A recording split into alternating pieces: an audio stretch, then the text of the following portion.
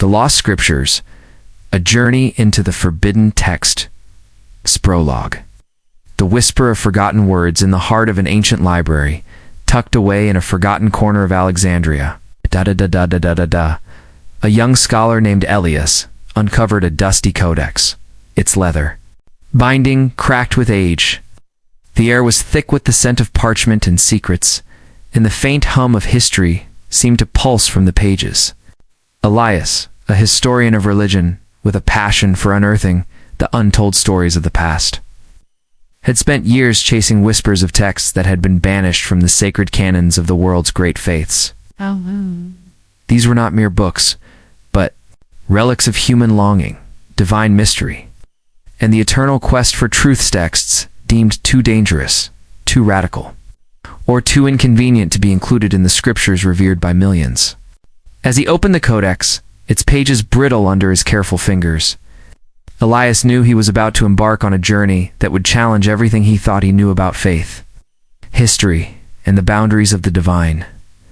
This is the story of those lost scriptures texts suppressed, hidden, or destroyed, yet still whispering truths that resonate across centuries. From the deserts of Egypt to the monasteries of Ethiopia, from the caves of Qumran to the hidden archives of the Vatican, these writings reveal a tapestry of human spirituality far richer and more complex than the canonical texts alone. Through their pages, we will explore the historical, cultural, spiritual significance of these forgotten works, question why they were excluded, and ponder what they might mean for our modern world, where the search for meaning remains as urgent as ever. Chapter 1. The Gnostic Gospels and the Quest for Hidden. Knowledge. Our journey begins in the sands of Nag Hammadi, Egypt, where in 1945, a Bedouin farmer stumbled upon a sealed clay jar buried beneath the earth. Inside were 13 leather-bound codices, containing texts that would shake the foundations of Christian scholarship, the Gnostic Gospels. Among them were the Gospel of Thomas, the Gospel of Philip, and the Gospel of Mary Magdalene, that offered a radically different vision of early Christianity, one rooted in mystical knowledge, gnosis, rather than institutional authority. The Gospel of Thomas, a collection of 114 sayings attributed to Jesus, is perhaps the most famous of these texts. Unlike the narrative-driven canonical Gospels, Thomas is a collection of aphorisms, each piercing in its simplicity yet profound in its implications. Saying 77 reads, "Split a piece of wood, and I am there. Lift up a stone, and you will find me." These words suggest a divine presence imminent in the world, a pantheistic vision that contrasts with the hierarchical theology of the early church. For the Gnostics, salvation came not through external rituals or ecclesiastical mediation, but through inner enlightenment, a direct encounter with the divine spark within each soul. Why were these texts excluded? The answer lies in the tumultuous early centuries of Christianity, when competing visions of faith vied for dominance. By the 4th century, the Proto-Orthodox Church, backed by the Roman Emperor Constantine, sought to unify Christian doctrine. The Gnostic emphasis on personal revelation and esoteric knowledge posed a threat to this centralized authority. Bishops like Irenaeus of Lyons condemned Gnostic texts as heretical, arguing that they undermined the Church's claim to be the sole arbiter of truth. The Council of Nicaea in 325 CE formalized the canon, excluding texts that did not align with the emerging orthodoxy. Yet the Gnostic Gospels carry profound cultural and spiritual significance. They reflect a Christianity that was diverse, introspective, and deeply mystical of faith that celebrated the feminine divine through figures like Sophia Wisdom and Mary Magdalene, who in the Gospel of Mary is portrayed as a visionary leader among the apostles. In a modern world grappling with spiritual fragmentation, these texts invite us to reconsider the nature of divine connection, emphasizing personal experience over institutional dogma. They challenge us to ask, what is lost when a faith tradition prioritizes uniformity over diversity? Chapter 2. The Book of Enoch and the Cosmic Mysteries. Our journey takes us next to the highlands of Ethiopia, where the ancient Orthodox Tewahedo Church has preserved a text long forgotten by most of the Christian world, the Book of Enoch. This enigmatic work, attributed to Enoch, the great-grandfather of Noah, is a sprawling cosmic narrative that blends apocalyptic visions, angelic hierarchies, and astronomical lore. Unlike the canonical book of Genesis, which offers a brief account of Enoch's life, the book of Enoch details his ascent into the heavens, where he learns the secrets of creation from angels. The book of Enoch describes the fall of the Watchers, angels who descended to earth, took human wives, and taught forbidden knowledge, leading to the corruption of humanity. This narrative, referenced in passing in Genesis 6:1-4, is expanded in vivid detail, painting a picture of a world caught in a cosmic battle between divine order and rebellion. The text's influence is undeniable. It shaped early Jewish and Christian eschatology, with echoes in the book of Revelation and the letters of Jude and Peter. So why was the book of Enoch excluded from the Jewish and Christian canons? The reasons are both theological and practical. Its fantastical elements, tales of giants, angelic rebellions, and celestial journeys may have seemed too speculative for the rabbinic scholars who finalized the Hebrew Bible around the 2nd century. See, in Christianity, the text's apocalyptic tone and focus on angelic beings clashed with the emerging emphasis on Christ's redemptive work. By the time the canon was formalized, the Book of Enoch was relegated to the margins, preserved only in communities like the Ethiopian Church, which revered it as scripture. The Book of Enoch's significance lies in its window into the apocalyptic imagination of Second Temple Judaism, a period of intense spiritual ferment. It reveals a worldview where the divine and human realms are intimately connected, where cosmic forces shape earthly events. For modern readers, it offers a reminder of the vastness of the spiritual universe, challenging the often narrow focus of contemporary religion. Its exclusion raises questions about the boundaries of inspired scripture. Why do we privilege certain texts over others? Can a text be sacred, even if it lies outside the canon? Chapter 3. The Dead Sea Scrolls and the Essene Vision in 1947. Another accidental discovery in the caves of Qumran near the Dead Sea unveiled a treasure trove of ancient manuscripts, the Dead Sea Scrolls. These texts, written by a Jewish sect, often identified as the Essenes, include biblical manuscripts, sectarian rules, and apocalyptic writings. Among the most intriguing is the War Scroll, which describes an epic battle between the sons of light and the sons of darkness, and the Community Rule, which outlines a rigorous communal life dedicated to purity and divine preparation. The Dead Sea Scrolls reveal a Jewish community that lived in expectation of a messianic age, practicing strict discipline and rejecting the religious establishment. In Jerusalem, their texts, such as the Thanksgiving hymns, express a deep mysticism, with vivid imagery of divine light and spiritual purification. These writings challenged the notion that Second Temple Judaism was monolithic, showing instead a diversity of beliefs and practices. The scrolls were never part of the Jewish canon, likely because they were specific to the Essene community and not widely circulated. After the destruction of the Qumran community during the Jewish-Roman War, 6673 CE, their texts were hidden away, preserved only by chance. Their exclusion reflects the triumph of Pharisaic Judaism, which shaped the rabbinic tradition and the Hebrew Bible as we know it. The Essenes, with their asceticism and apocalyptic fervor, were outliers in a faith increasingly focused on communal law and tradition.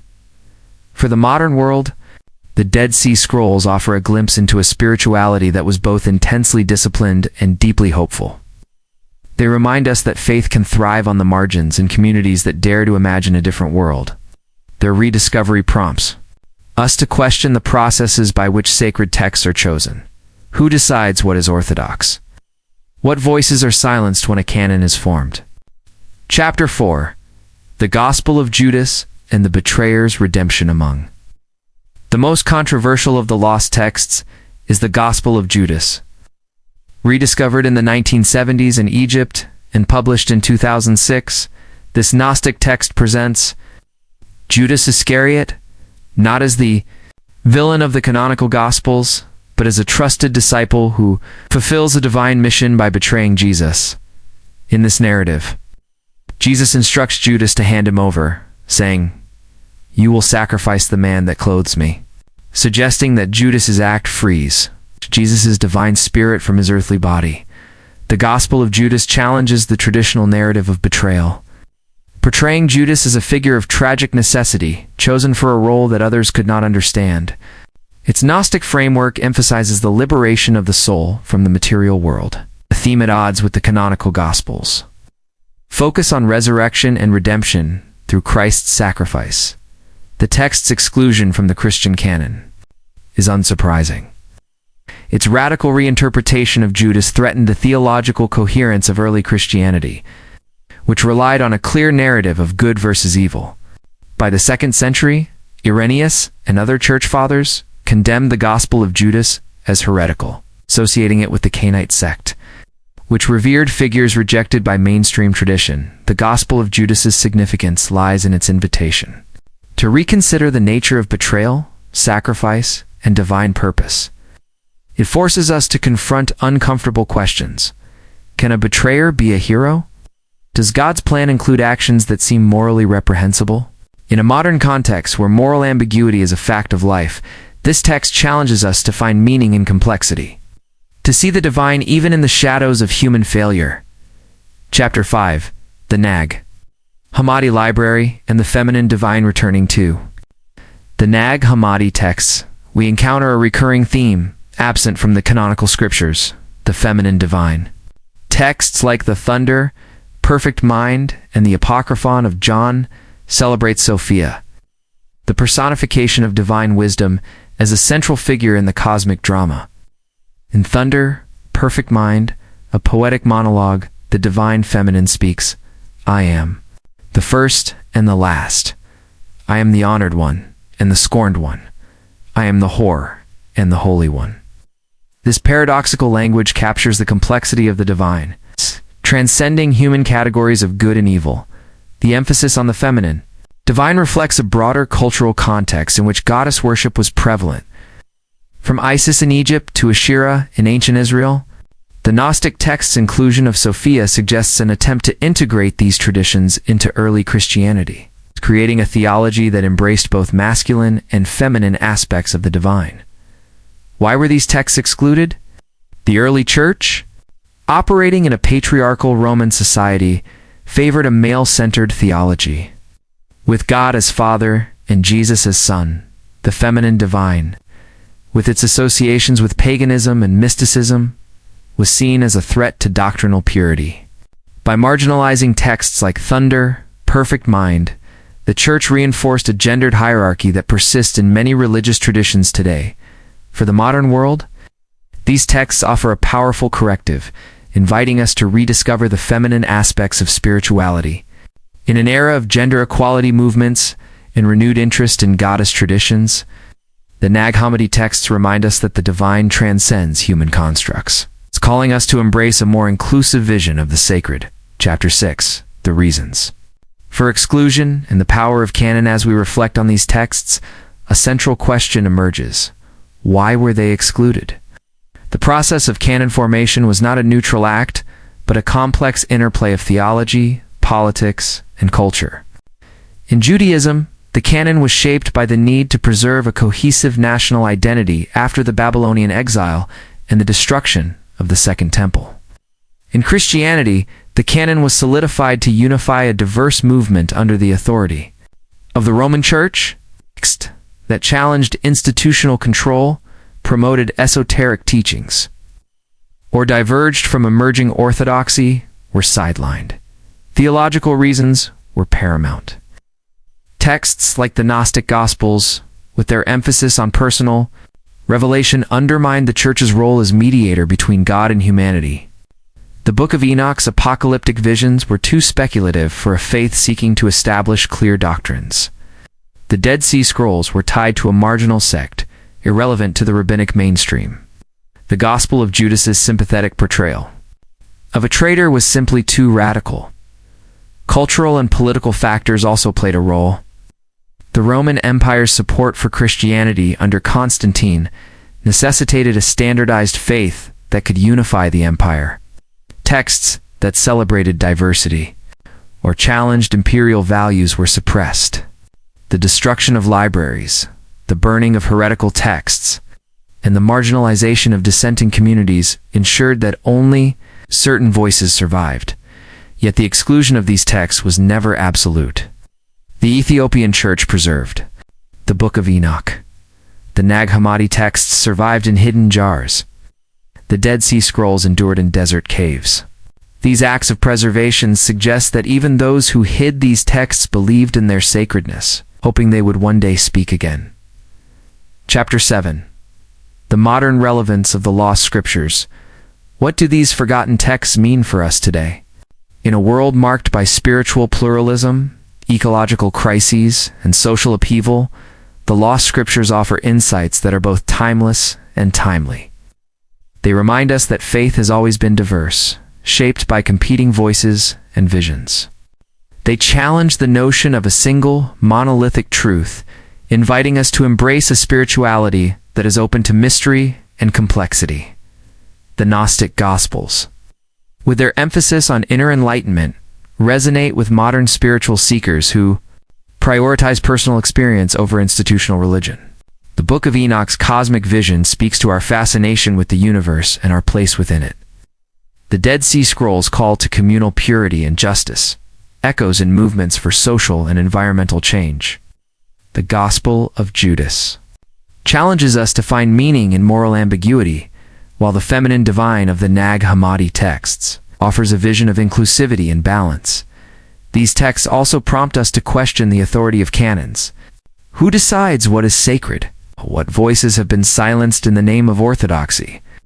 In an age of information overload, where competing narratives vie for our attention, the lost scriptures remind us to listen for the marginalized, to seek truth in unexpected places. Epilogue. The call to rediscover. As Elias closed the codex in the Alexandrian library, he felt a weight of responsibility. These texts were not mere relics, but living voices, calling across centuries to be heard. They challenged him to rethink the boundaries of faith, to question the certainties of tradition, and to seek a deeper connection with the divine. For Elias, and for us, the lost scriptures are an invitation to explore, to question, to wonder. They remind us that the search for truth is never complete, that the divine speaks in many tongues, and that even the forgotten can illuminate the path ahead in a world hungry for meaning. These texts offer a feast of wisdom, mystery, and hope. They ask us to look beyond the canon, to listen to the silenced, and to find the sacred in the overlooked. Whether you are a scholar, a seeker, or simply curious, the lost scriptures beckon. Will you answer their call?